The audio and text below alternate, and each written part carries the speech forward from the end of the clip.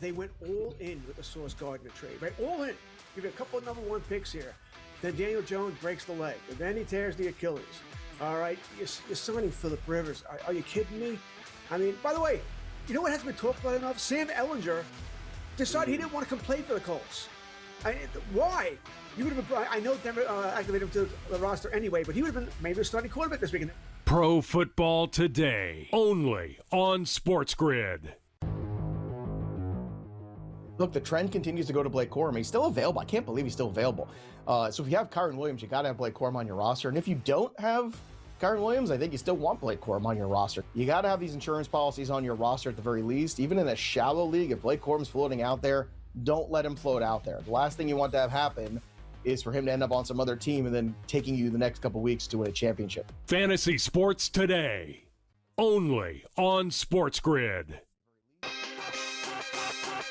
I'm just saying, if I were a good NFL head coach, if I were a hot offensive coordinator, and that coaching cycle's going to come around, and they're like, hey, do you want the Giants job? Or do you want the Michigan job? I think the Michigan job is much better. Game time decisions, only on SportsGrid. You ain't buying no tickets. Who isn't? You're not going I'm to saying these I'm a games. fan. Of course I'm not. There's a fan. What's wrong with you? Yeah, but if you were a fan, I thought you were a fan of the Hurricanes. You're not anymore. They told me. They I told them to donate my tickets. Yeah, so I get it. But the fans travel. They have money, believe it or not. It's amazing. In this economy, but they have money. I don't know. See what Kelsey says about the economy. SportsGrid's College Football Today.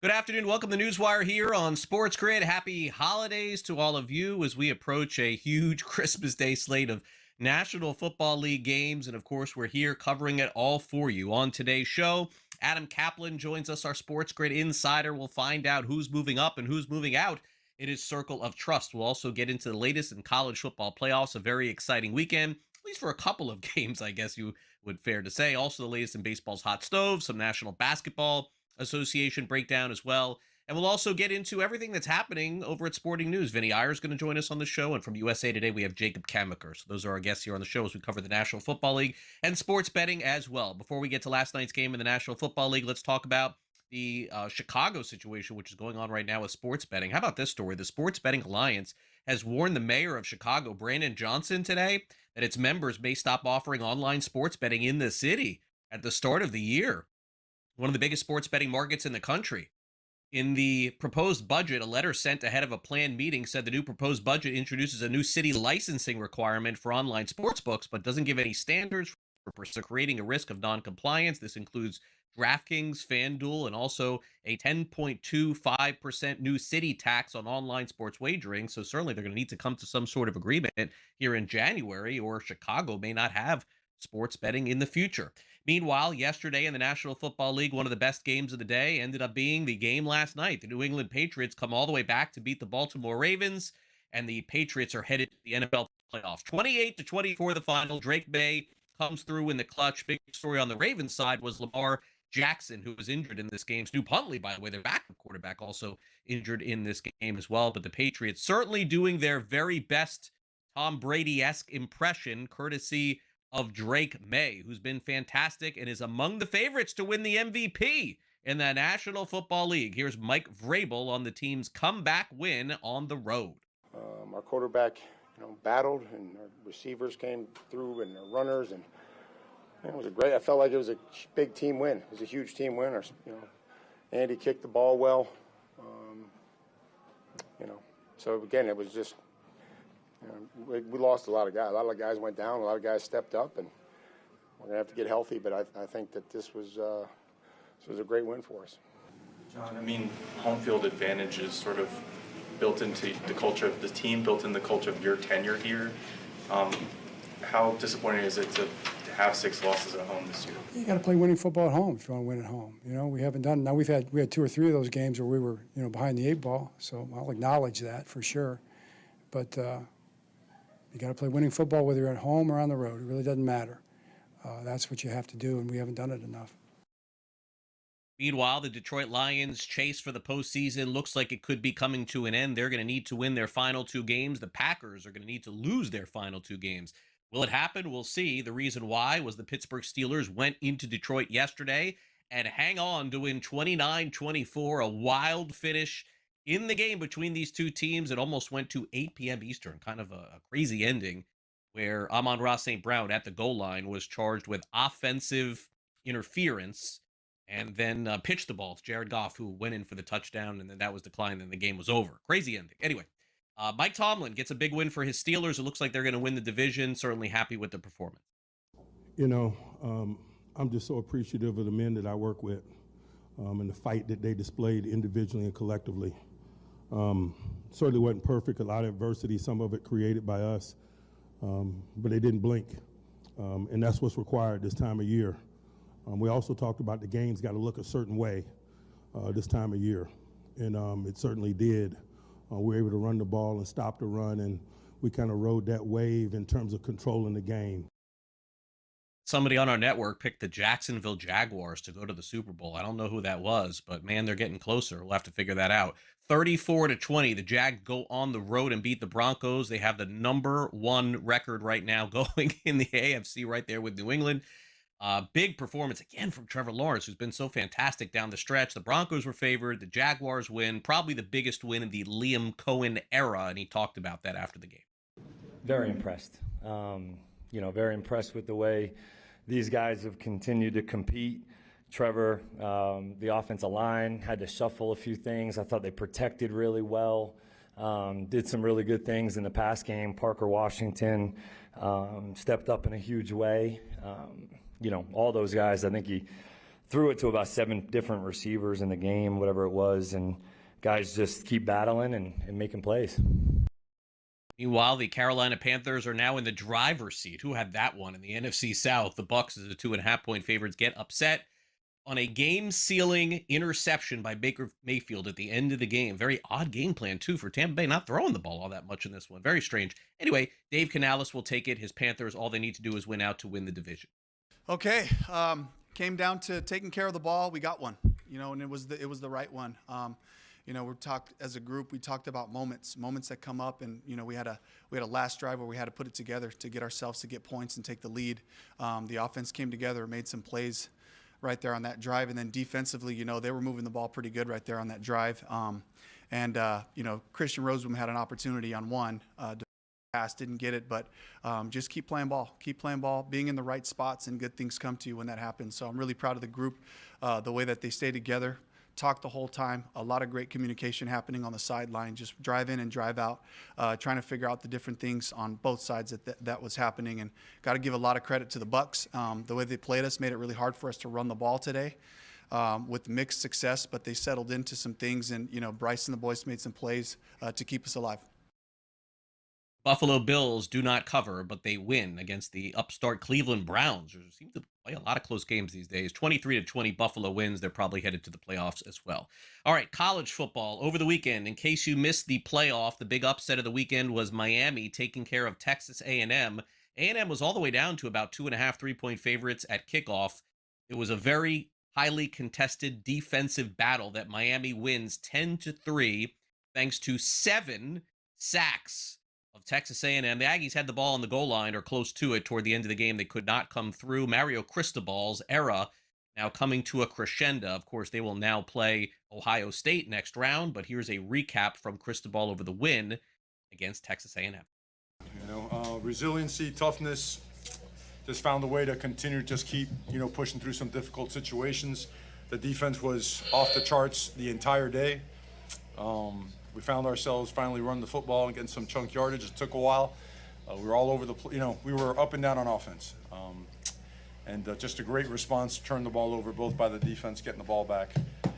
and the offense going right down the field and scoring. But and then I said to the guys coming back, there's still another major step we have to take as a program to finish. I think the last 2 games showed that. And so it's a rallying cry to the guys that are still here and still have time to play, but I don't think we can turn our back on the guys who just finished their careers here and everything that they accomplished and everything that they did for Texas A&M football. Oklahoma took an early lead on Friday night on Alabama, but the Crimson Tide come all the way back to win 34-24. I believe the score was 17-0 Sooners, with Alabama coming back to win. By the way, Kalen DeBoer's first college football win as the head coach at Alabama, although Michigan still has not hired their new head coach as well. The rest of the games, well, let's be honest. College football playoff has got to get this fixed.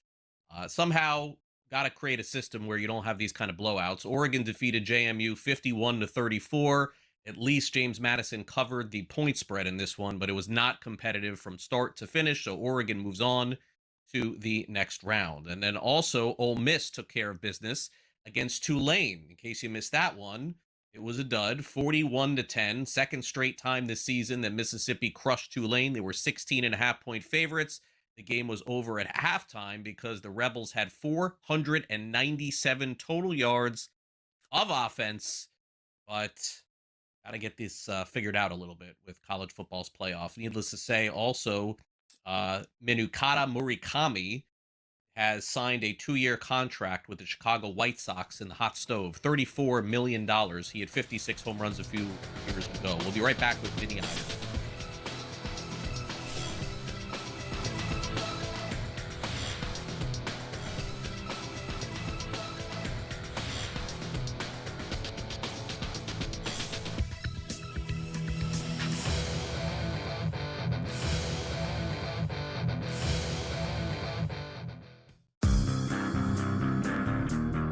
If I told you 25 years ago that you could bet $1,000 on whether or not the Miami Dolphins would go 25 years without a playoff win, that probably would have returned 10 mil, if not more. Oh, yeah. Like if you could do that on Kalshi right now or on Polymarket right now and pick any team you want. The Craig Carton Show, only on SportsGrid.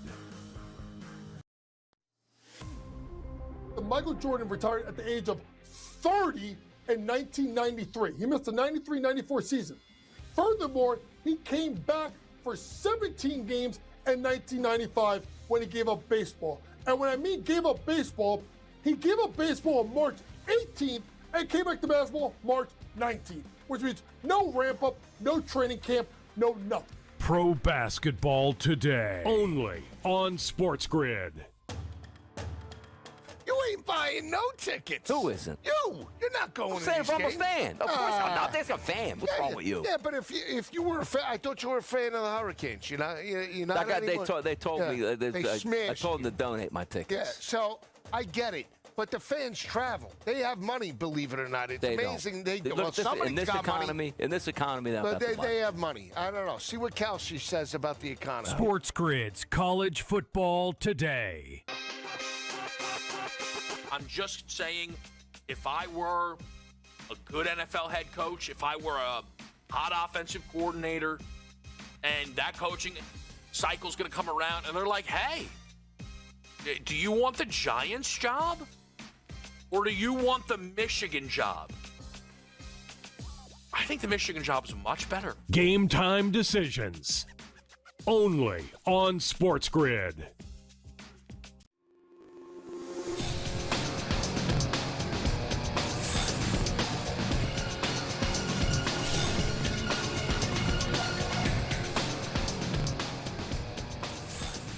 Got to sneak one more appearance with Vinny Iyer in before he bails for the holiday. So he's kind enough to join us now here on this Monday ahead of it for Vinny. Thanks for coming on NewsWire. Really appreciate it. Happy holidays, by the way, to you and your family, Vinny. And seems like to me from watching the games yesterday, and I haven't said this a lot most of the season, I feel like I got some clarity a little bit in the NFL yesterday. Like the Chiefs we know are done, and now it looks like the Ravens are done, and the Lions are done. And so I think those other teams have pushed their way into the playoffs, which is rare considering we still have 2 weeks to play.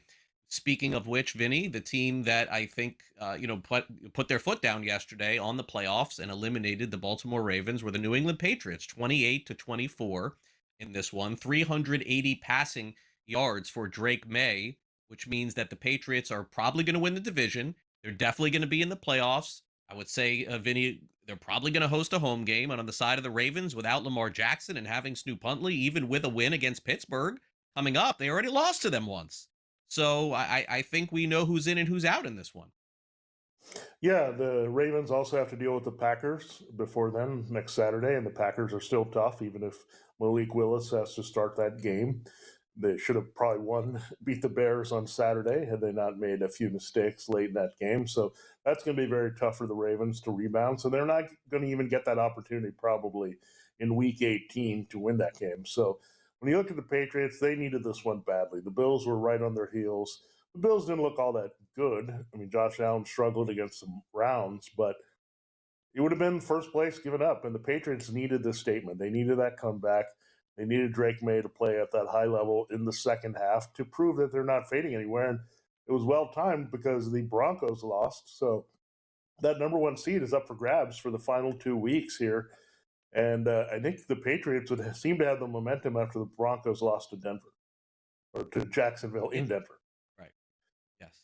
In Denver. So this result surprised me a little bit, Vinny, but now that I understand how many injuries Detroit has, maybe it does make some sense. But I got to tell you, I did not see the Lions missing out on the playoffs this year, but they're on the doorstep of that.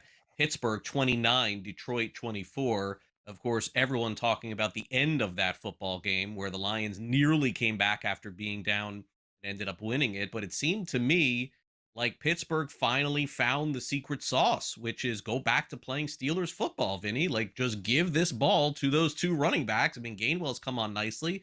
Jalen Warren had 2 50-yard runs. I mean, I understand you have Aaron Rodgers there, but Vinny, like, their running game is great. They got to just keep pounding the rock. Yeah, they don't have a lot of explosive weapons, and that includes their passing game when you get beyond DK Metcalf. And their two most explosive weapons are Jalen Warren and Kenneth Gainwell. They can get in the open field, make some plays. Now, the Lions' downfall is tied to two things. They cannot stop the run the way they used to, like it was automatic. They could stop the run last year with the people that had in front. And they are getting shut down in the running game in a lot of games this year. And that was their signature with Ben Johnson. Now the Bears are getting those big rushing games that the Lions used to get. So there's a lot of pressure on Jared Goff in a one-dimensional offense. You don't have Sam Laporta. It really comes down to the two wide receivers, Amon-Ra St. Brown, James Williams, and your running backs to move the ball. And it's very easy to defend. You had to be able to run the ball to beat the Steelers. Right. They did not do that. The Steelers kind of flipped that script. And look, the Steelers have to be feeling really good about themselves. They get the Browns this week. They close out with the Ravens. We didn't see this coming, but they might have 11 wins by it's all said and done. Yeah, remember it was Fire Tomlin time about a month ago, but the Steelers just keep on trucking. Another season above 500 for him. Meanwhile, the Bears have been one of the biggest surprises in the NFL this season with Ben Johnson, as you mentioned. Caleb Williams throws that long touchdown pass to send things home to DJ Moore, who's had a quiet season but had a nice game there. They end up beating the Packers, as you mentioned. Jordan Love goes down. I thought Willis played pretty good in his absence. But, I don't know what to make of the Bears, honestly. I know that they're going to make it. I know they're going to win the division, Vinny. But I feel like they're going to be involved in some home playoff game that comes right down to the last second this year. Because I think they're probably they remind me, you know what they remind me of, Vinny? A little bit of like Washington last year, where Washington had all these close games. They ended up winning a lot of them. And then they surprised people in the playoffs. Do you think that the Bears have that in them this year? Yeah, absolutely. They have a shot to make a run. I mean, their biggest problem all season long has been run defense.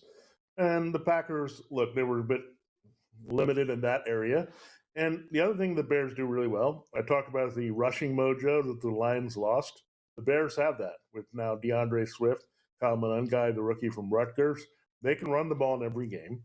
And look, they were resilient. They didn't have their top two receivers that are young and special, Roma Dinze, Luther Burden. It didn't matter. DJ Moore turned back the clock. You had him really come through in the clutch moments of this game. Caleb Williams is an absolute gamer. It doesn't matter how he's played for 3 quarters. He's going to show up in the fourth quarter and make the plays with his arm and his legs. That's what you need. The Bears have been missing that type of quarterback for a long, long time. You might have to go back to Sid Luckman for that. But yeah, this type of quarterback is someone they've never had in Chicago in the modern era. Jim McMahon, really good, though. Let's not crap on Jimmy Yeah, Mack. he's okay. Ended up winning. I know it was more of a defensive team, obviously, at that. Okay, so I'll be locked in tonight. I am 34 points away from advancing to the championship in my fantasy football league, Vinny, tonight. It definitely is a system where I get a little bit more points than the normal system in scoring, and I have Christian McCaffrey and I have Kittle tonight going against the Colts. So I get 34 and I play in the championship. 49ers are 5.5 points in this game tonight against the Colts, total of 46.5. I thought last week that Rivers did just enough to keep them in the game, Vinny, but I also thought they were really, really lucky with Seattle kicking 6 field goals in that game. I don't ever like taking a favorite on the road on a Monday night, but I cannot give the Colts a chance in this one, but I'm biased. Yeah, I understand that. And the 49ers are a different type of red zone team than the Seahawks are. I mean, they have George Kittle who can finish in the red zone. The Colts cannot cover the tight end. The Colts have been decent against the run, but they've been hurting their up front of late. So I think they'll give up the yards to McCaffrey. And their secondary doesn't have Sauce Gardner in there. So, look, the 49ers step on the gas, which is also good. They do what the Rams do. If they can score, they'll keep scoring on you. So I do like the 49ers side this week. I just think the Colts are not going to have enough firepower with Phillip Rivers. All right, well, Vinny, happy holidays. Thanks for squeezing us in this week. And you and I, I'm sure we'll catch up again after the holiday. Thanks for coming on. Yeah, good luck, Craig, in the fantasy matchup. Thank you. Appreciate it. Yeah, got to get a win tonight.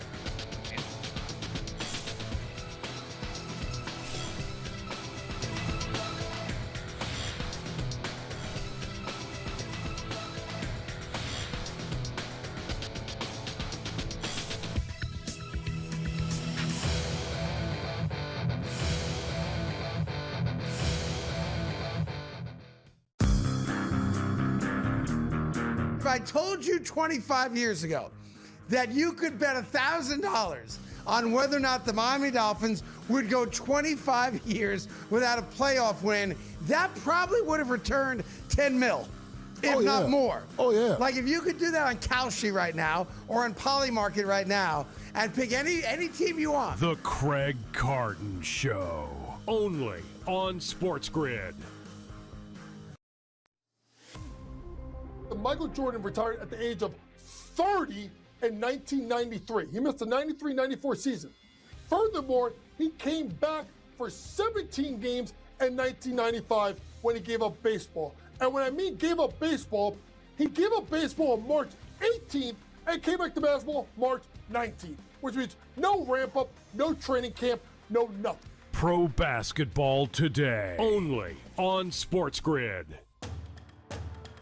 You ain't buying no tickets. Who isn't? You're not going I'm to saying these I'm a games. fan. Of course I'm not. That's a fan. What's wrong with you? Yeah, but if you were a fan, I thought you were a fan of the Hurricanes. You're not That guy, anymore. they told me. They I smashed told them you. to donate my tickets. Yeah, so I get it. But the fans travel. They have money, believe it or not. It's They amazing. don't. Well, Look, somebody's in this got economy, money. in this economy, But they have money. I don't know. See what Kalshi says about the economy. SportsGrid's College Football Today. I'm just saying, if I were a good NFL head coach, if I were a hot offensive coordinator, and that coaching cycle's going to come around, and they're like, hey, do you want the Giants job? Or do you want the Michigan job? I think the Michigan job is much better. Game time decisions, only on SportsGrid.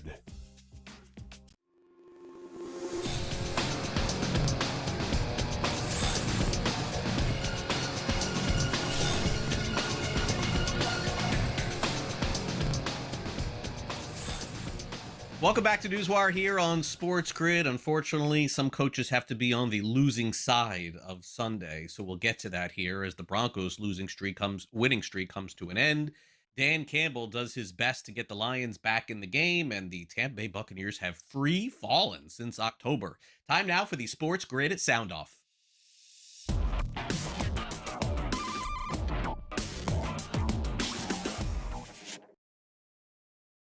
Broncos playing undefeated football at Mile High and just kept on winning. That is, well, they met the Jacksonville Jaguars on Sunday. And Liam Cohen, man, the Jaguars have had a great first season under their new head coach. Trevor Lawrence has really flourished, at least lately, and they pick up the win pretty convincingly, by the way, in Denver. But meanwhile, the Broncos have a quick turnaround. Folks, they're in prime time on Christmas Day. Here's Bo Nix on absorbing a loss quickly and moving on. Your left, Sean was just saying that you guys did a good job during the win streak of flushing each game and putting it behind you. What's the key to doing that this week with a loss on a short week going to Kansas City? We'll get back to work tomorrow, and there's a lot we got to cover in 3 days. So that's the good part about playing on a short week is you get to move on from a game like this. We got to learn from it. We got to fix the mistakes, and don't let a team like that beat us twice.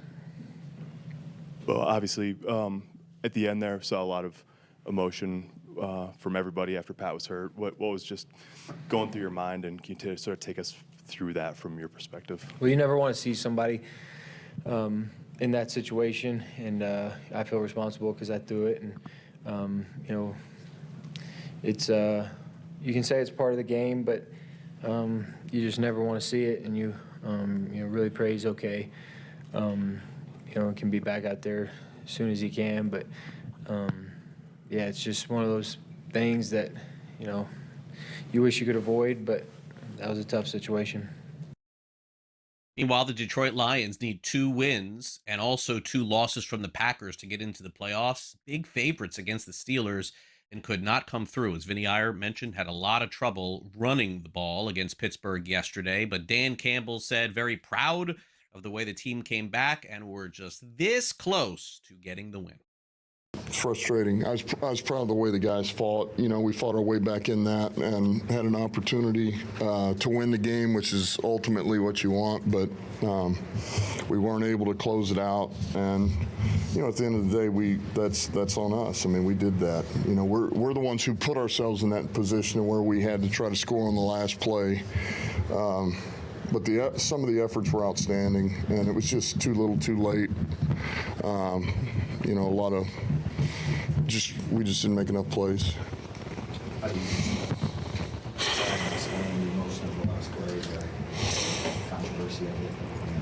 I mean, I don't even want to get into it, because it's not going to change anything. We still lost. It's. Look, you think you score, you don't score, and then, you think you're going to have another play, replay it or back it up and one more shot, and it doesn't. And that's just, I guess that's the way it's written in the rule book. So that's frustrating. But there again, it should never come to that. We had our opportunities. We weren't able to put it in before that play. All right, finally, what has gone wrong with the Tampa Bay Buccaneers? Looked like they were just going to walk away with the NFC South and now need some help to get in the playoffs. The Panthers win again, beating the Bucs 23-20. A very despondent Baker Mayfield, who was in the MVP conversation in September, could be on the outside looking in the playoffs in December. Baker, describe just where you guys are at right now as a team. You had a chance. Felt like you had a chance in that game to go down and win it. Where we're at right now, got to win out to win the division and get in the playoffs. That's it's as clear as it can be. Wish we would have taken care of business today, but situation doesn't change. So, it sucks. There's too many penalties on offense today. We just keep shooting ourselves in the foot, and gotta finish with 7 in the red zone instead of 3. It's same story, different day. Kind of missed opportunity you're talking about. Same thing. Get down there, have a run, a negative play, and then G-Bot they wind up about to bring a pressure. We get to delay a game, and just little things like that. Got to be able to line up and snap the ball when we're supposed to snap the ball and play on time. And we didn't do that enough today. I think right now Tampa Bay probably needs a little bit of a gut check. Hopefully they can pull off a win or two here as they move down the stretch. Speaking of which, we're going to dive a little bit deeper into the game yesterday between Carolina and Tampa Bay. Can the Panthers win the South and maybe even win a playoff game? Jacob Kamaker from USA Today is on deck. You're watching NewsWire here on SportsGrid, and we'll be back right after this. Happy holidays, everyone. Don't go away.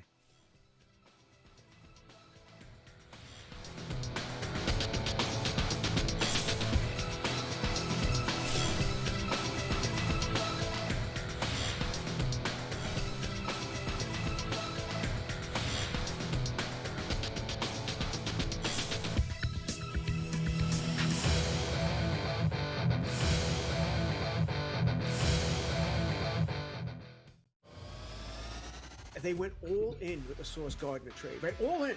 Give you a couple of number one picks here. Then Daniel Jones breaks the leg, and then he tears the Achilles. All right, you're signing Phillip Rivers. Are you kidding me? I mean, by the way, you know what hasn't been talked about enough? Sam Ellinger decided he didn't want to come play for the Colts. Why? You would have been. I know Denver activated him to the roster anyway, but he would have been maybe a starting quarterback this weekend. Pro Football Today, only on SportsGrid. Look, the trend continues to go to Blake Corum. He's still available. I can't believe he's still available.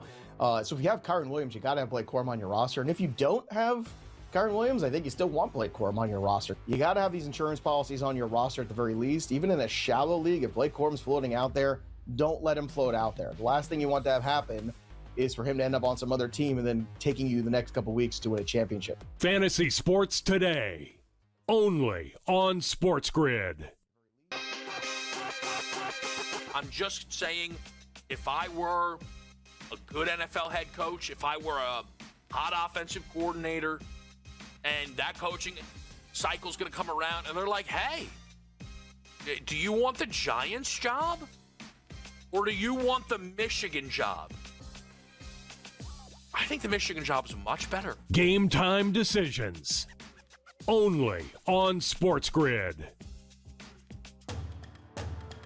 You ain't buying no tickets. Who isn't? You're not going I'm to saying these I'm a games. fan. Of course I'm not. There's a fan. What's wrong with you? Yeah, but if you were a fan, I thought you were a fan of the Hurricanes. You're not anymore. They told me. They smashed I told them to donate my tickets. Yeah, so I get it. But the fans travel. They have money, believe it or not. It's amazing. They Look, well, somebody's in this got economy, money. in this economy, But they have money. I don't know. See what Kelsey says about the economy. SportsGrid's College Football Today.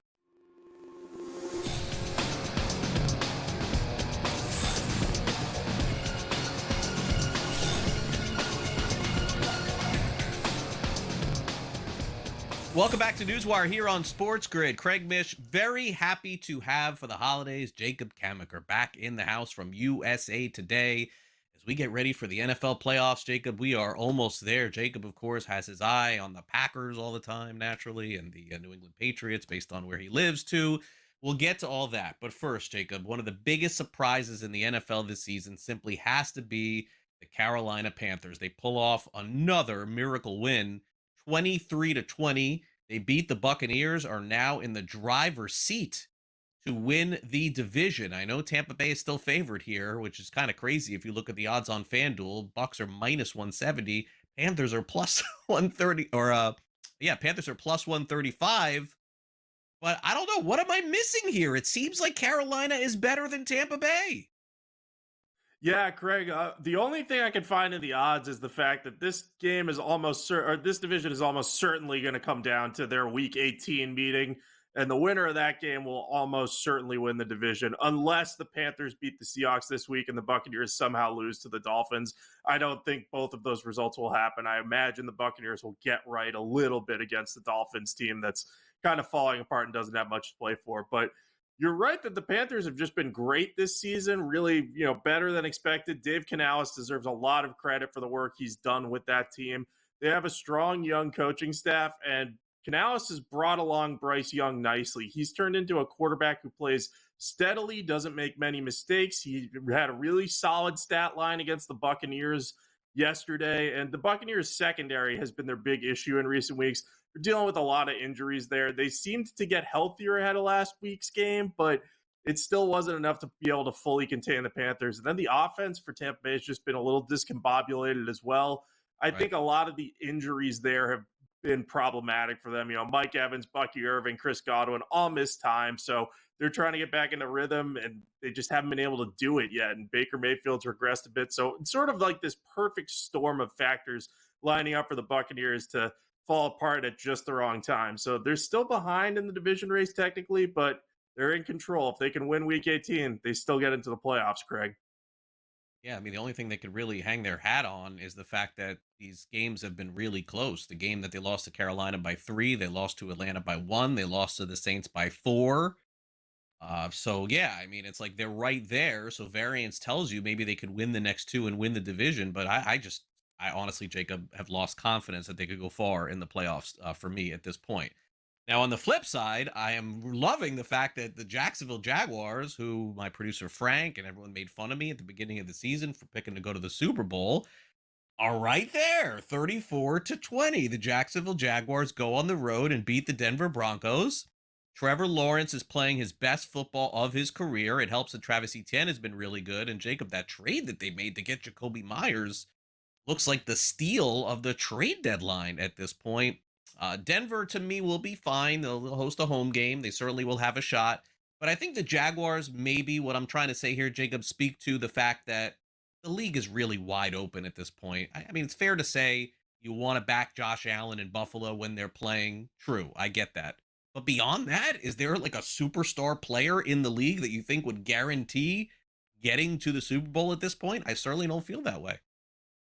Not with this year's crop of playoff teams, Craig. It feels more like whichever team gets hot at the right time and can boast a complete roster and, a healthy team is going to be able to go on that type of Super Bowl run that, maybe is unexpected. And I think you're right. The Jaguars are a team that could certainly do that. Trevor Lawrence has really come on over the last month or so. He's been red hot. He just seems to be seeing the field so well, being able to distribute the ball to his weapons. That Jacoby Myers trade, like you referenced, has really improved their depth at receiver because now they have him. They're not relying on Brian Thomas Jr. as their number one receiver. He's had a little bit of a disappointing year, but now he's in a role where he doesn't necessarily have to be the guy. And then guys like Parker Washington and Tim Patrick are still there, and Parker Washington just had a massive game against the Broncos. So you just look at the depth and quality of offensive weapons, the coaching job that Liam Cohen has done in his first year here, and just the improvement of Lawrence and saying, man, that Jaguars offense is one that if they continue to play like this, no one's going to want to play them in the postseason. So I think there's certainly a team that's going to be a tough out in the playoffs, especially if they can earn a home game, which it seems like they're on track to doing at this point. AFC South is still tight, but yeah, I really like what I'm seeing out of them, Craig. They feel like one of the more complete teams in that wide open AFC right now. So if they stay hot, I might be backing them in the first round and maybe beyond as well, right there with you. Yeah, I mean, look, cold weather is, obviously could be a problem for this team. They just went to Denver and won at altitude in December. So, I mean, like, I don't know what's left for them to prove. All right, so eventually two things were going to happen here. The Texans were going to have a little bit of a scare, and the Raiders eventually, Jacob, were going to cover a point spread, right? It's been like 6 weeks. They finally did it yesterday. Genty was fantastic. That's a good sign for them. But Houston ends up winning this one 23-20. As they just keep rolling on at this point. I don't think they're going to win the South. I think that's probably going to go to Jacksonville. But, Houston, I think defensively is going to be strong. But, Jacob, if you get involved in these kind of games, even against bad teams, this sort of stuff can happen.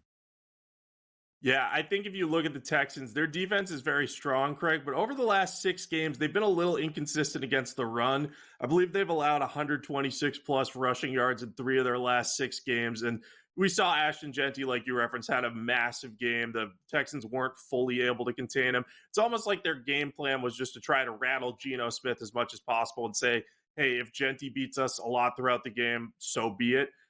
So it was an encouraging sign to see Genty kind of have that kind of outing if you're the Raiders. But I think that the Texans are going to be one of those teams that's really tough out in the playoffs because of that defense.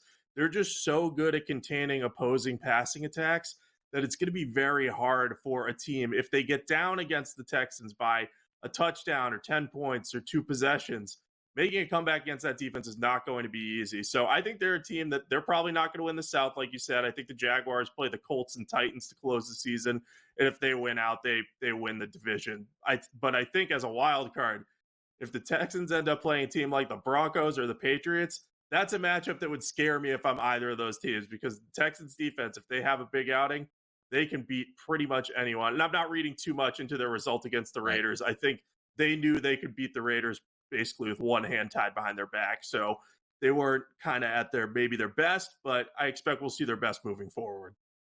Yeah, agreed. By the way, Kalshi has Pete Carroll after the loss as the highest predictive coach to be fired as the next one out at 42%, followed by Raheem Morris at 35%, Kevin Stefanski at 33%. I think all of those are probably fair. I would also say, Jacob, to me, the one that I would throw in there maybe as the big one at the top would be Todd Bowles. If Tampa Bay loses the next 2 games, he's going to be the first coach fired, Jacob.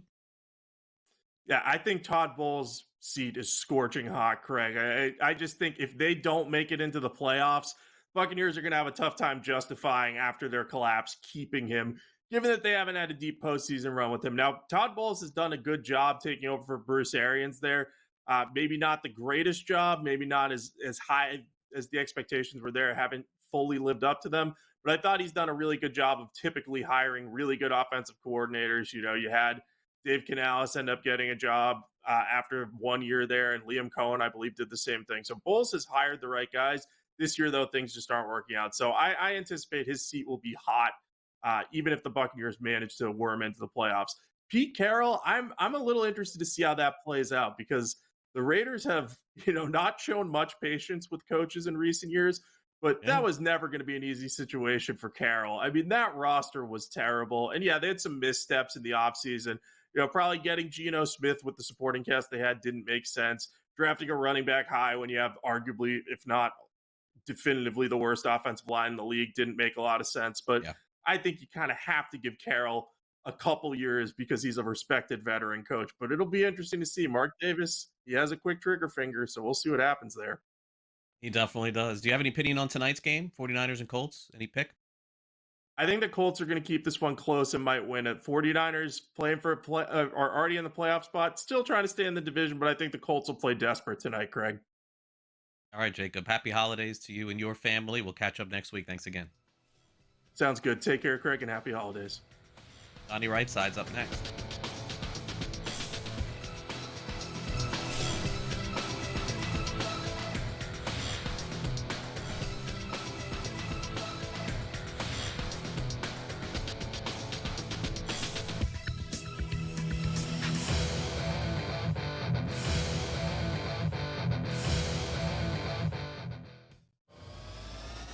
They went all in with the Sauce Gardner trade, right? All in. Give you a couple of number one picks here. Then Daniel Jones breaks the leg, and then he tears the Achilles. All right, you're signing Phillip Rivers. Are you kidding me? I mean, by the way, you know what hasn't been talked about enough? Sam Ellinger decided he didn't want to come play for the Colts. Why? You would have been. I know Denver activated him to the roster anyway, but he would have been maybe a starting quarterback this weekend. Pro Football Today, only on SportsGrid. Look, the trend continues to go to Blake Corum. He's still available. I can't believe he's still available. So if you have Kyren Williams, you got to have Blake Corum on your roster. And if you don't have Kyren Williams, I think you still want Blake Corum on your roster. You got to have these insurance policies on your roster at the very least. Even in a shallow league, if Blake Corum's floating out there, don't let him float out there. The last thing you want to have happen is for him to end up on some other team and then taking you the next couple weeks to win a championship. Fantasy Sports Today, only on SportsGrid. I'm just saying, if I were a good NFL head coach, if I were a hot offensive coordinator, and that coaching cycle's going to come around, and they're like, hey, do you want the Giants job? Or do you want the Michigan job?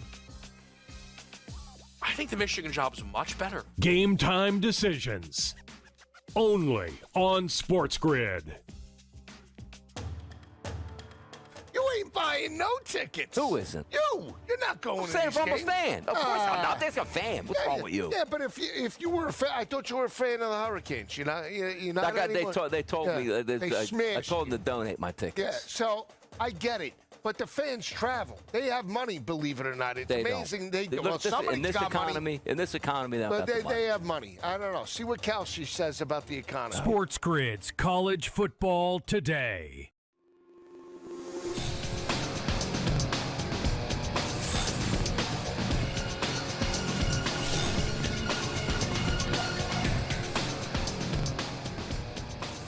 Welcome back to NewsWire here on SportsGrid. We got Donnie Right-Side doing double duty back with us here after the early line today on NewsWire, getting ready for the holidays, certainly, for Donnie. And Donnie, it is great to have you back here on the show to discuss everything happening in the National Football League. Hope your holidays are off to a good start.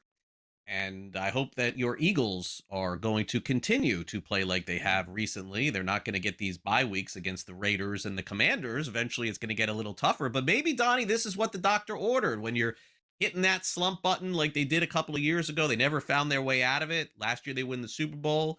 Felt like regressed a little bit this year and then got fortunate with the scheduling, I guess. Yeah, actually, they had a very tough schedule this year, and they did blow some football games. But here's how it might work out in their favor once again, Craig. When you head down the stretch, you know what's going to take place? They'll go up against Buffalo. They'll find out they won't be eligible for the top seed. And just like last year when they weren't going to get the top seed, they rested everybody in Week 18, got that de facto bye week, got everybody fresh, and went through the playoffs with a rampage, beating Green Bay, beating Los Angeles, beating Washington, and then the eventual Super Bowl there against the Kansas City Chiefs. Going to happen again. They'll get a bye week in Week 18, which is perfect for them. So right now, let's take a look after their win against Washington at their odds to win the NFC. So the Rams are the favorite, and I think for good reason. But beyond that, you could poke holes basically at every team involved in this, with the Packers at 7-1 having quarterback issues. The Bears, sort of the Washington of a year ago, it feels like. I wouldn't sleep on San Francisco. Maybe that's the one team that if they catch fire late, they could jump into it. But 6 teams, I think, legitimately involved here, Donnie. Maybe 5. Do you see it that way, or do you think? I kind of don't think Tampa Bay or even Carolina stands a chance.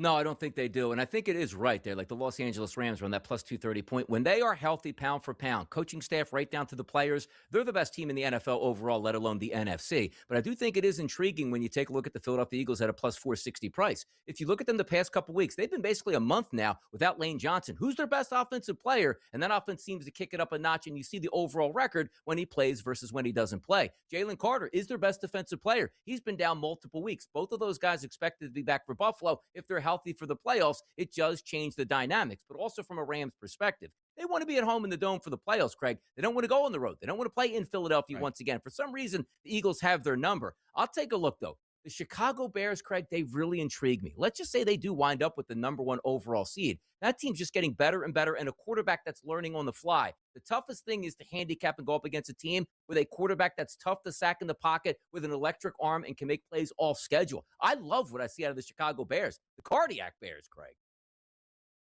Winning a lot of close games. That's why it feels like Washington last year to me. But we'll see. Yeah. I mean, getting home games a little bit different. That would definitely change things for them.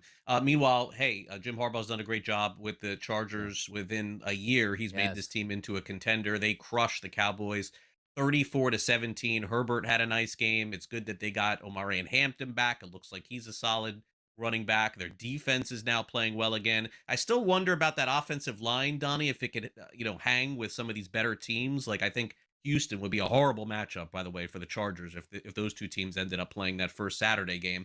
But credit to them, man. Back in the playoffs, it looks like again.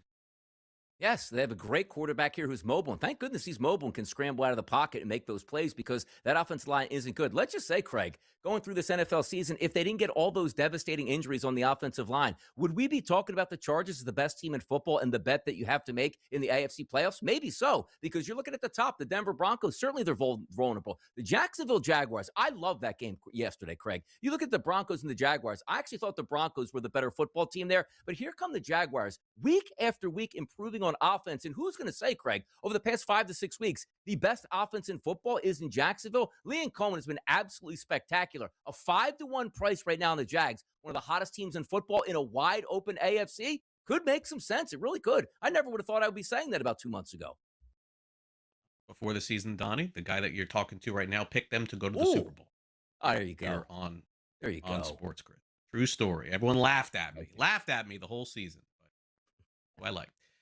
Okay, so the Bengals, this to me was one of the easiest picks on the board yesterday. I mean, this line looked completely off to me. As anybody who watched Quinn Ewers play understood that not only was he not ready, but I thought the Dolphins, even though they're probably making the right move dismantling the Tua situation, why they did it now, I have no idea. With still a few games left. The Bengals win 45-21. Miami's defense is cooked completely. And Joe Burrow finally really exploded in a game, and Chase Brown had his best game of the season. So, Donnie, the Bengals situation is a little complex, but let's talk about Miami's, which I think is not. I understand they're not playing Tua because if he gets hurt, there are some injury ramifications in terms of contract. But this is the easiest thing for me because I just think a quarterback fixes the Dolphins' problems. They've had all these offensive playmakers. I know that Tyreek Hill has been hurt, but Jalen Waddle is still there. Their tight ends, both of them, played at a high level all year long. Their running backs played at a high level all year long. They need a quarterback. I guess, do they need a coach too?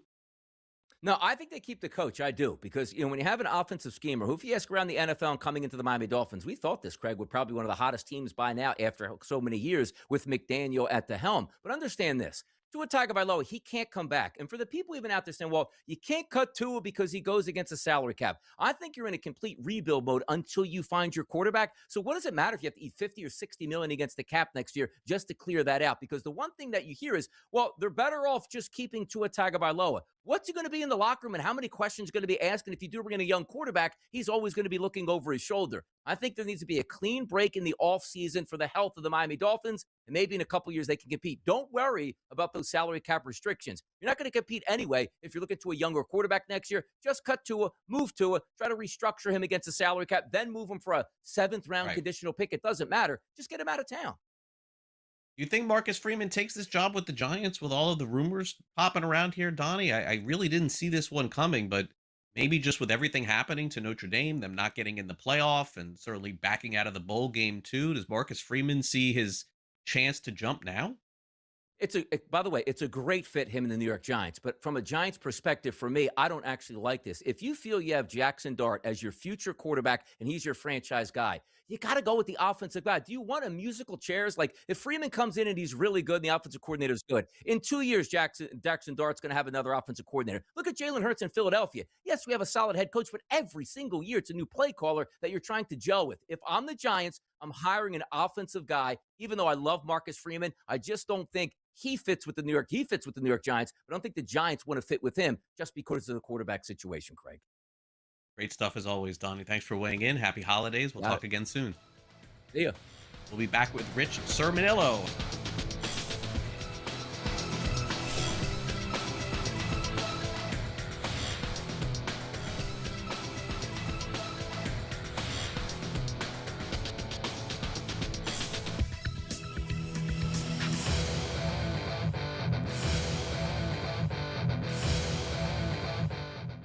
Football contest season is back, and so is the Las Vegas Football Contest Show. Season 2, the sharpest football contest show in the land. Focusing on all 3 Circus Sports contests and the Westgate Superbook Super Contest, we handicap the games and release our contest picks every week of the season. Featuring Super Contest champions Brady Cannon, James Salinas, and former NFL player Mike Pritchard, all team will have you prepared this season like none other. Check us out every weekend right here on SportsGrid. They went all in with the Sauce Gardner trade, right? All in. Give you a couple of number 1 picks here. Then Daniel Jones breaks the leg, and then he tears the Achilles. All right, you're signing Phillip Rivers. Are you kidding me? I mean, by the way, you know what hasn't been talked about enough? Sam Ehlinger decided he didn't want to come play for the Colts. Why? You would have been. I know Denver activated him to the roster anyway, but he would have been maybe a starting quarterback this weekend. Pro Football Today, only on SportsGrid. Michael Jordan retired at the age of 30 in 1993. He missed the 93-94 season. Furthermore, he came back for 17 games in 1995 when he gave up baseball. And when I mean gave up baseball, he gave up baseball on March 18th and came back to basketball March 19th, which means no ramp up, no training camp, no nothing. Pro Basketball Today, only on SportsGrid. If I told you 25 years ago that you could bet $1,000 on whether or not the Miami Dolphins would go 25 years without a playoff win, that probably would have returned 10 mil, if not more. Oh, yeah. Like if you could do that on Kalshi right now or on Polymarket right now and pick any team you want. The Craig Carton Show, only on SportsGrid.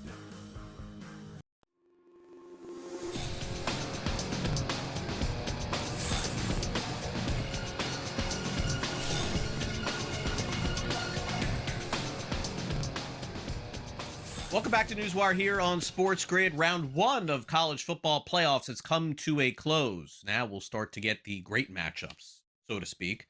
I guess the criticism that has come down after the first week of the college football playoffs is, did a couple of the teams deserve to get in? Very specifically, you had Tulane and James Madison, the group of 5, got blown out in round 1 of the playoffs. So perhaps we could be headed toward something new And by the way, there's no easy answer toward this because you want to keep things as fresh as possible. But is there a chance that some of these teams would have to play a play-in game first before actually getting to the quote-unquote big dance of the college football playoff? So let's explore that conversation and check in with our very own Rich Sermonillo on college football's Round 1 playoffs. He, in particular, is pretty critical as to how these matchups went down and thinks some changes could potentially be needed. Figuring out a system that works for everyone is virtually impossible. Everybody's going to have their complaints and wonder if there's a better system that can be incorporated. But I think Rich does have some good ideas and some comments as well. So let's check in with him now that Round 1 is complete. Craig, Christmas is almost here. The playoffs are here. We had a weekend of college football playoffs, some good, some bad. I'm going to start with the obvious, and I won't belabor the point because a lot of people are talking about it, but these G5 teams, not one, but two group of 5 teams in the playoffs, absolutely ridiculous. I think it's hurting the product in college football. I don't want to discredit James Madison or Tulane. Great seasons. They do not belong in the college football playoff. And what we're seeing is a widening between the haves and the have-nots. These guys cannot compete on these stages. Fans don't want to see it. We had lines that were 17 to 21 points. My proposal, and I think it'll have legs at some point, is I really want to see a group of 5 playoffs. I want to see James Madison playing meaningful football in December. Tulane the same. Whether that's 4 teams, I probably would cap it at 8. Let's go with the 6. Next year it'll be 6. It'll be the group of 6. 6 conference champions, 2 at-large teams. I know there will be some hurdles there. You'll have opt-outs. You'll have a lot of coaches. When you're a successful G5 program, obviously your coaches tend to get poached by bigger programs. There are some issues, but what I'm looking for is more meaningful football in December and January. Let's move these teams to their own playoffs. I think that would be progress in college football. Now, in terms of the bigger games, let's go with an offensive and defensive MVP from round 1. On offense, very impressed by Trinidad Chambliss, the Ole Miss quarterback, and Ole Miss in general. First game of the Pete Golding era. Chambliss was in complete control. Good Tulane defense. No Lane Kiffin. That was the first time he didn't have Kiffin as his coach, and he played very well. 3 touchdowns in total. Ran it in 2 times. Next up, a rematch with Georgia. So far, so good for the Ole Miss offense post-Kiffin. Defensively, really impressed by Ruben Bain, Miami defensive end. Going to be a first-round draft choice next year. I think the entire defense of Miami blew me away. And I think if they have any shot in the Cotton Bowl Classic against Ohio State, it's going to be on defense. The offense struggled. Carson Beck didn't have a big game. They're going to need more from Beck and Malachi Toney in that offense. But defensively, Miami, 9 tackles for loss, 7 sacks, 3 from Ruben Bain.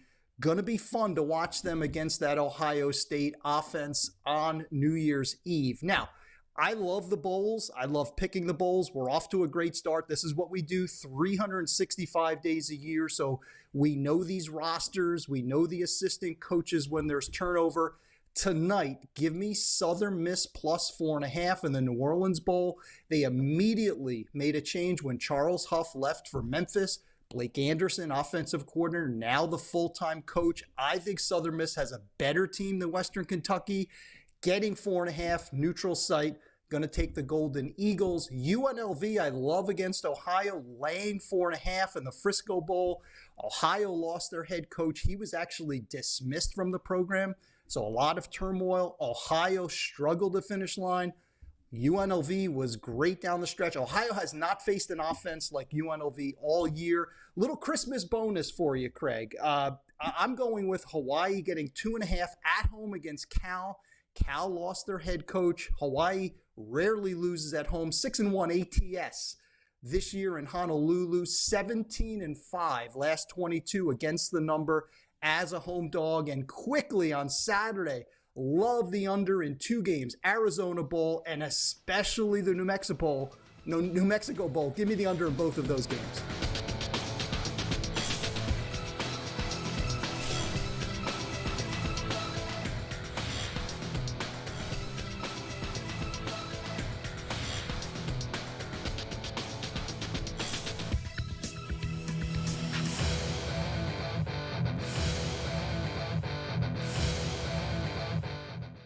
Football contest season is back, and so is the Las Vegas Football Contest Show. Season 2, the sharpest football contest show in the land. Focusing on all three Circus Sports contests and the Westgate Superbook Super Contest, we handicap the games and release our contest picks every week of the season. Featuring Super Contest champions Brady Cannon, James Salinas, and former NFL player Mike Pritchard, all team will have you prepared this season like none other. Check us out every weekend right here on SportsGrid. They went all in with the Sauce Gardner trade, right? All in. Give you a couple of number one picks here. Then Daniel Jones breaks the leg, and then he tears the Achilles. All right, you're signing Phillip Rivers. Are you kidding me? I mean, by the way, you know what hasn't been talked about enough? Sam Ellinger decided he didn't want to come play for the Colts. Why? You would have been. I know Denver activated him to the roster anyway, but he would have been maybe the starting quarterback this weekend. Pro Football Today, only on SportsGrid. Michael Jordan retired at the age of 30 in 1993. He missed the 93-94 season. Furthermore, he came back for 17 games in 1995 when he gave up baseball. And when I mean gave up baseball, he gave up baseball on March 18th and came back to basketball March 19th, which means no ramp up, no training camp, no nothing. Pro Basketball Today, only on SportsGrid. If I told you 25 years ago that you could bet $1,000 on whether or not the Miami Dolphins would go 25 years without a playoff win, that probably would have returned 10 mil, if not more. Oh, yeah. Like if you could do that on Kalshi right now or on Polymarket right now and pick any team you want. The Craig Carton Show, only on SportsGrid.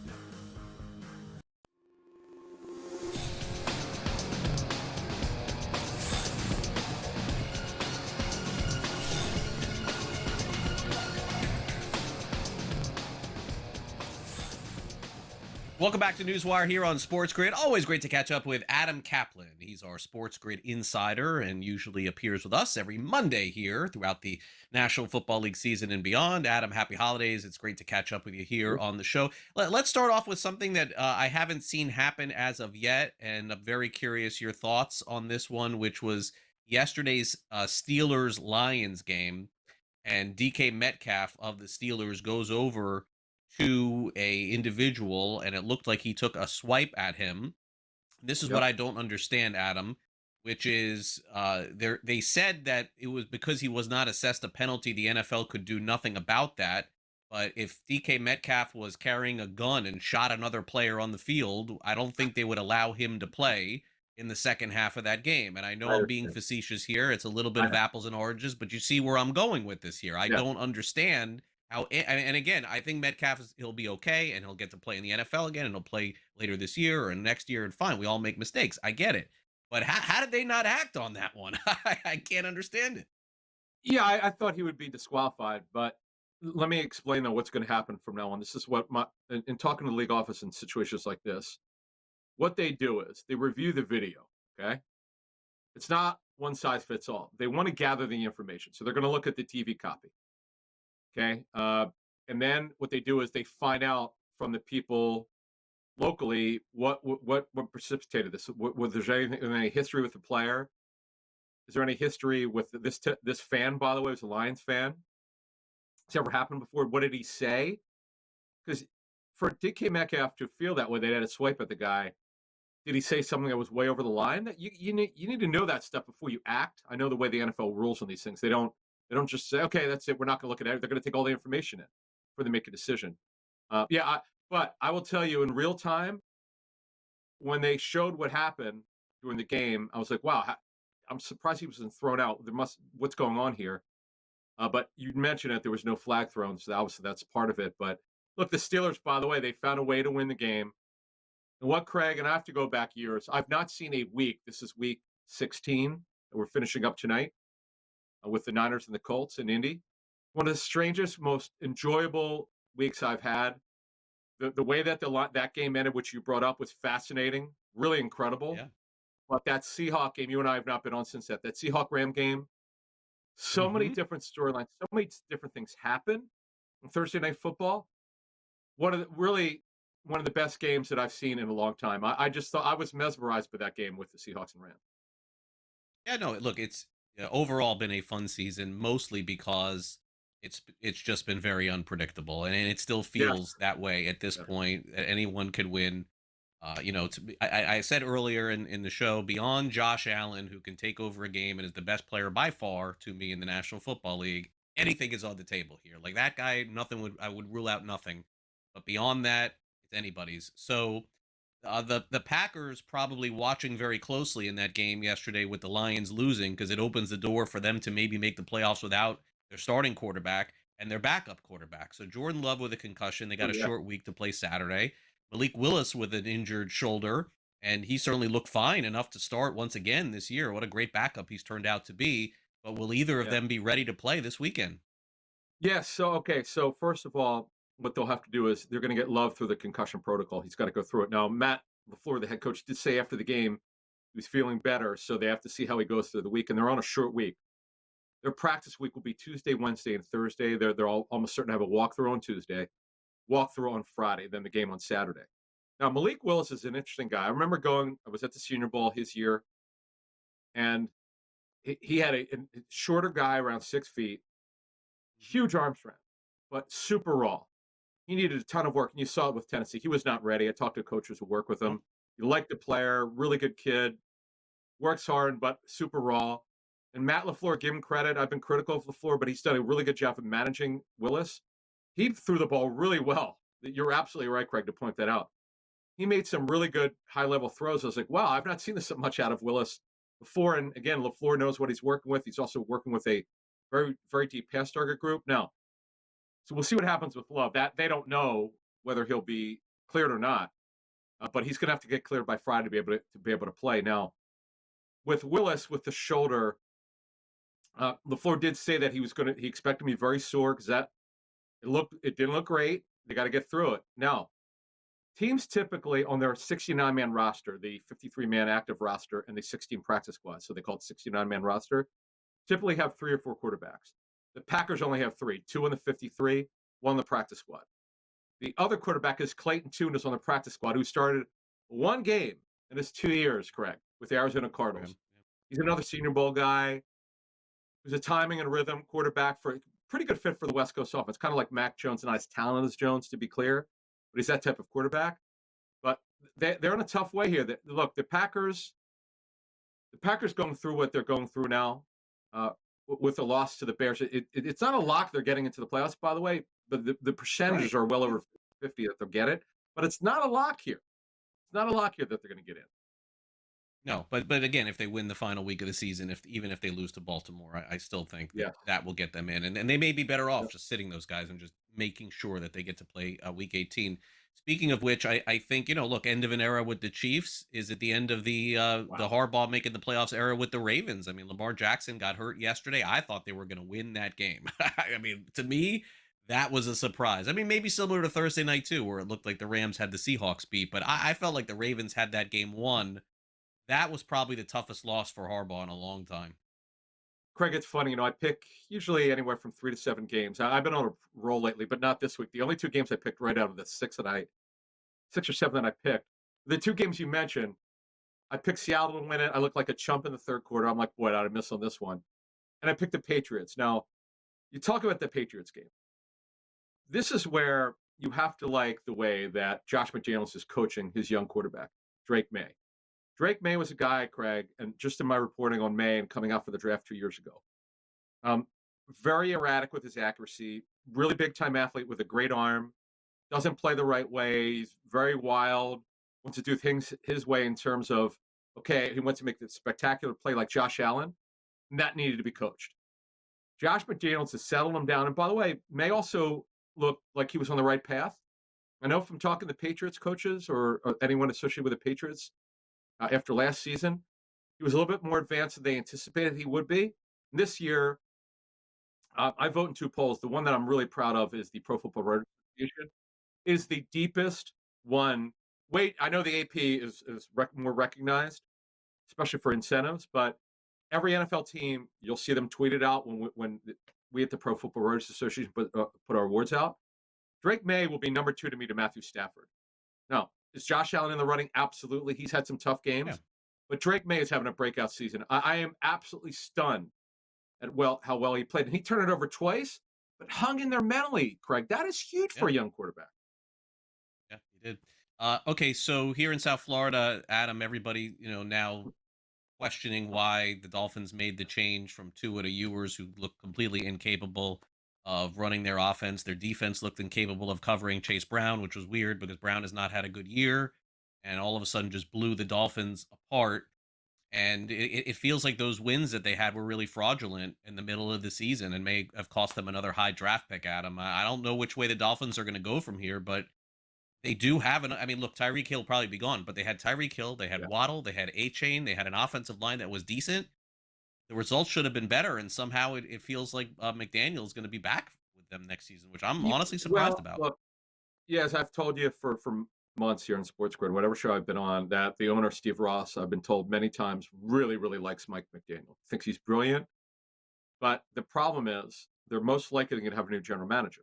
They already fired Chris Greer. They mutually parted ways. That mutual is usually not the case. But bottom line is, a new general manager almost certainly wants his own guy. That's been the way covering it, talking to GMs. They typically want their own guy. It remains to be seen what Steve Ross will do.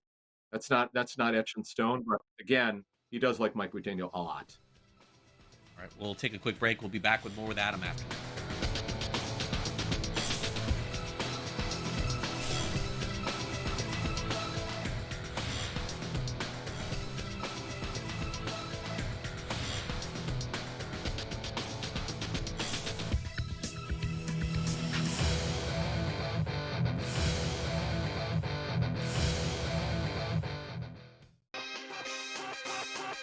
I'm just saying, if I were a good NFL head coach, if I were a hot offensive coordinator, and that coaching cycle's going to come around, and they're like, hey, do you want the Giants job? Or do you want the Michigan job? I think the Michigan job is much better. Game time decisions. Only on SportsGrid. Look, the trend continues to go to Blake Corum. He's still available. I can't believe he's still available. So if you have Kyren Williams, you got to have Blake Corum on your roster. And if you don't have Kyren Williams, I think you still want Blake Corum on your roster. You got to have these insurance policies on your roster at the very least. Even in a shallow league, if Blake Corum's floating out there, don't let him float out there. The last thing you want to have happen is for him to end up on some other team and then taking you the next couple weeks to win a championship. Fantasy Sports Today. Only on SportsGrid. They went all in with the Sauce Gardner trade, right? All in. Give you a couple of number one picks here. Then Daniel Jones breaks the leg, and then he tears the Achilles. All right, you're signing Phillip Rivers. Are you kidding me? I mean, by the way, you know what hasn't been talked about enough? Sam Ehlinger decided he didn't want to come play for the Colts. Why? You would have been. I know Denver activated him to the roster anyway, but he would have been maybe a starting quarterback this weekend. Pro Football Today. Only on SportsGrid. Football contest season is back, and so is the Las Vegas Football Contest Show. Season 2, the sharpest football contest show in the land. Focusing on all 3 Circus Sports contests and the Westgate Superbook Super Contest, we handicap the games and release our contest picks every week of the season. Featuring Super Contest champions Brady Cannon, James Salinas, and former NFL player Mike Pritchard, all team will have you prepared this season like none other. Check us out every weekend right here on SportsGrid.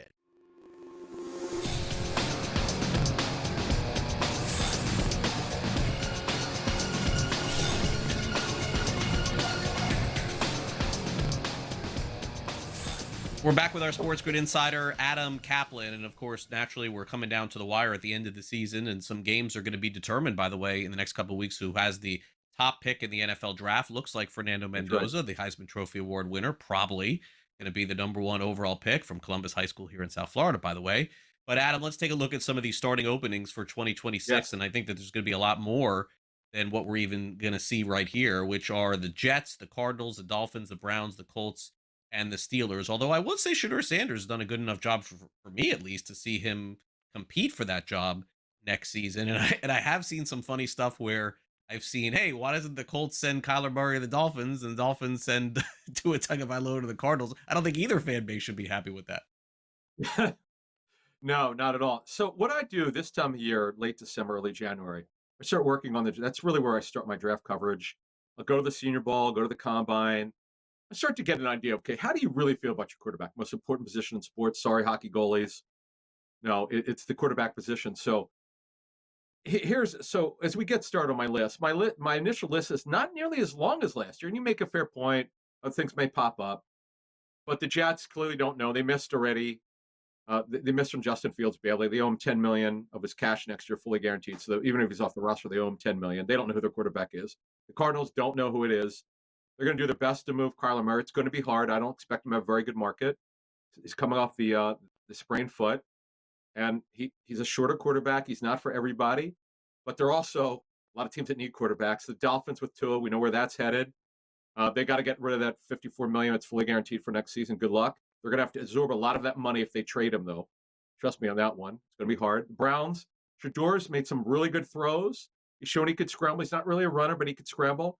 But they're going to be bringing in another quarterback, no matter what happens with Shadour at the end of the season. Yeah. In terms of how he finishes. The Colts, Daniel Jones got hurt. They wanted to keep him anyway. Now he's coming back from a torn Achilles. Richardson has been a disappointment, a major one. So they're in the quarterback market. Oops, they don't have a first-round pick. They're looking for a quarterback. And the Steelers, everything I've been told is they want Aaron Rodgers back. Definitely interested in getting him back. But they've got to, Craig, they've got to finally develop a young quarterback for the future. It hasn't worked at all since Roethlisberger retired. They've tried a number of quarterbacks. Obviously, the big one was Kenny Pickett, who's now on his fourth team. He's now with the Raiders. So they've got to do a better job of developing that young quarterback, which they don't have. They don't have a developmental quarterback on the roster. Yeah. By the way, the Raiders, why aren't they on this list too? They need like 4 quarterbacks Here's next the year. thing. Okay, I want to get to that. Come on. This has got multi layers to it. I know Geno Smith has not played well this season. In fact, you could argue he didn't play well as last season with the Seahawks. But if Pete Carroll is back, Geno's there because of Pete Carroll. Okay, let's call it like it is. And Pete's got a big contract. We'll hit on that in about a week or so, whether Pete's going to be back or not. But the bottom line is, Geno Smith is making a lot of money. He's making nearly $19 million of $26.5 million that's fully guaranteed. So they're going to owe him a lot of money if he's not on the roster. Now, it doesn't mean that they can't draft a quarterback in the first or second round. Doesn't at all. But Geno still may be their quarterback next season because, look, Chip Kelly was an absolute disaster. It was awful. And Pete Carroll's had a bad season. Pete Carroll, not only did he fire Chip, he fired his special teams coach. That's not a good job of evaluating your coaches when you brought them in. So, Geno, the reason why I'm not there yet that they're totally going to say he's not going to be the quarterback, A, it's because of the money, and B, because if Pete Carroll is back, that's his guy. That's why he's there. Now, the one quarterback I'm going to mention again, but I want to clarify something. Mac Jones is actually under contract, Craig, for next season, but the total cash owed next season is just $4.7 million. That's a very tradable contract. Brock Purdy's their guy. Now, Mac Jones's tape, I'm told, it's been phenomenal filling in for Brock Purdy. Now, he's in a West Coast system, but in a league where they can't develop quarterbacks. And the free agent list for quarterbacks is terrible. Now, I know Mac Jones is not a free agent, but he's got a very tradable contract. You could take this to the house. Multiple teams will call the 49ers by mid-March when free agency starts. Teams will check into his availability because this guy looks like he got away from Belichick. He's got better coaching, and look at the results. He's doing a great job. Yeah, I don't think there's any question. Quarterback. Phillip Rivers, for bleep's sake, is playing tonight. I mean, this is the worst state that we've ever had of quarterbacking in the history of the NFL. I haven't heard this at all, but I'm just wondering, and I don't know what the contract would be, but at the time, Adam, that Kyler Murray ended up taking the contract with the Diamondbacks, he was really serious about playing baseball for the A's. And I know that it's very much in the rearview mirror at this point, and the guaranteed money that he has in his contract is just so astronomical. But is that even a conversation that maybe Murray would decide to do that and start over and play his career in baseball again, or no chance? I can't imagine, because the money, his agent did a really smart structure. in baseball, these are not baseball contracts, so they don't fully guarantee other than Kirk Cousins' contract and Chris Deshaun Watson a full contract. But what happens is it's got what are called advanced guarantees. If you're on the roster this March, next year's salary is fully guaranteed. You did a bunch of those kind of years. So it makes it really tough to trade that contract. He would make way more as a football player than baseball, way more, because he doesn't have the pelts in the wall as a baseball player. You can't just go back in time and say, okay, he's that guy. He's not. And it's hard. But what position was he, by the way? I don't even remember this. Outfield? Yeah. Baseball. He was an Okay. he was an Was it the outfielder, 80s? and by the way, it was guaranteed millions of dollars, first round pick with the A's. Millions. Not like this though. You're talking 20, No, 30, no, 40 no, million? I not don't think 40 so. million. No, not like that. But like 6-7 million, I Yeah. think was the number to do. He gave the money back. Yeah, well, he's going to be making more than that. Yeah, and we're gonna also look at next Monday, because we have to talk about it. Is the coaching carousel, because they're going to be there changes going back 35 years, or 6 to 7 head coaching changes a year. We've already had some, so we'll start looking at that on NewsWire next week. By the way, last thing, DK Metcalf, in your opinion, does he play this week or no? I would say yes. Again, this is opinion. I don't know this yet. They're going to handle because I think there's some other weird stuff with this fan that's out there, and some reports that are out there. Because I know, I'm telling you, I know the way the league looks at this. They don't overreact. Oh, it looks bad. We got to suspend him. They get all the information first. Yeah, it is 1:21 Eastern. Surprised, and I know Frank, our producer, was mentioning probably something would happen by now. Nothing has. All right, Adam, thank you. Happy holidays to you. We'll see you soon. You got that. Same to you. Thanks.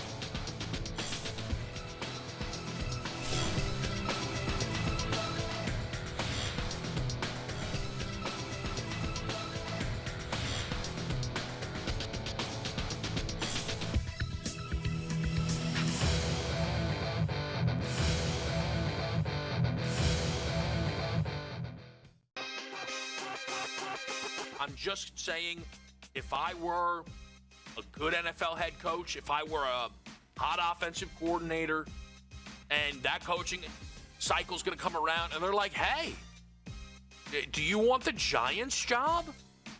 Or do you want the Michigan job? I think the Michigan job is much better. Game time decisions. Only on SportsGrid. Look, the trend continues to go to Blake Corum. He's still available. I can't believe he's still available. So if you have Kyren Williams, you got to have Blake Corum on your roster. And if you don't have Kyren Williams, I think you still want Blake Corum on your roster. You got to have these insurance policies on your roster at the very least. Even in a shallow league, if Blake Corum's floating out there, don't let him float out there. The last thing you want to have happen is for him to end up on some other team and then taking you the next couple weeks to win a championship. Fantasy Sports Today. Only on SportsGrid. They went all in with the Sauce Gardner trade, right? All in. Give you a couple of number one picks here. Then Daniel Jones breaks the leg. And then he tears the Achilles. All right? You're signing Phillip Rivers. Are you kidding me? I mean, by the way, you know what hasn't been talked about enough? Sam Ehlinger decided he didn't want to come play for the Colts. Why? You would have been. I know Denver activated him to the roster anyway, but he would have been maybe a starting quarterback this weekend. Pro Football Today. Only on SportsGrid. Football contest season is back, and so is the Las Vegas Football Contest Show. Season 2, the sharpest football contest show in the land. Focusing on all 3 Circa Sports contests and the Westgate Superbook Super Contest, we handicap the games and release our contest picks every week of the season. Featuring Super Contest champions Brady Cannon, James Salinas, and former NFL player Mike Pritchard, all team will have you prepared this season like none other. Check us out every weekend right here on SportsGrid.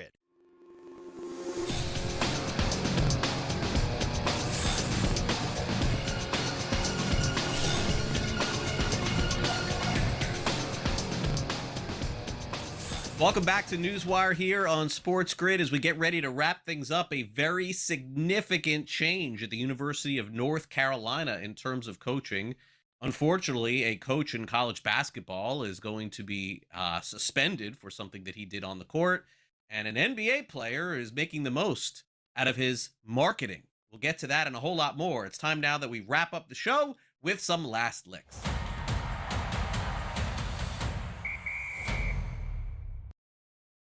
Well, for those who thought that Bill Belichick would be a one-and-done coach at the University of North Carolina, I think we can officially put that to rest. Belichick has hired former Arkansas head football coach Bobby Petrino to run the offense. That is right. Petrino joining Bill Belichick.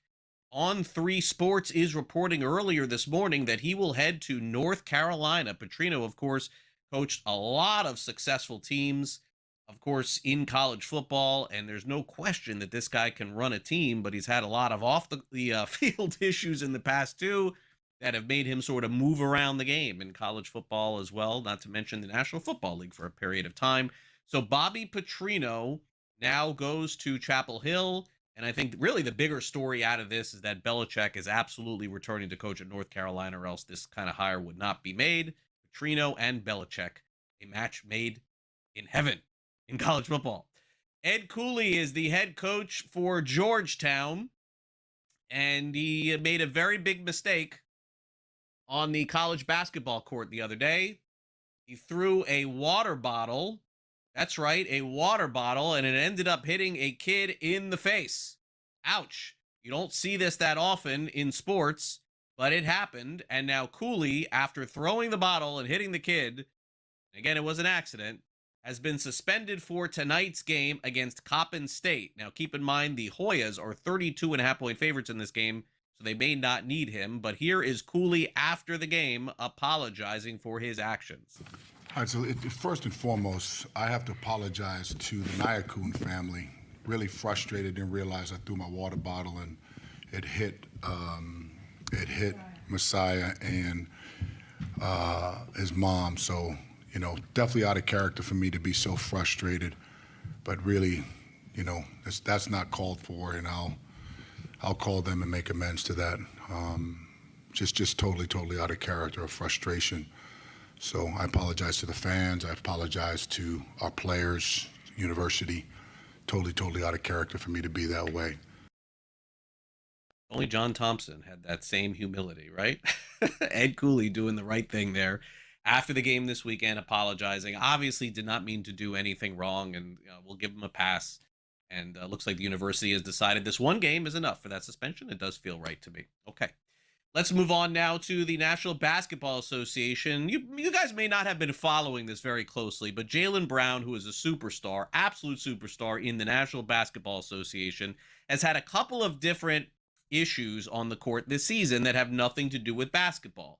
In fact, when Brown has played and played very tightly and is contested against a defender, he has put his head down in a couple of different instances, and he's rubbed his head against the defender, which is not unusual. But the problem is that there has been some, as you would say, some black material ending up on the opponent's jersey, and it's coming from Jaylen Brown's head.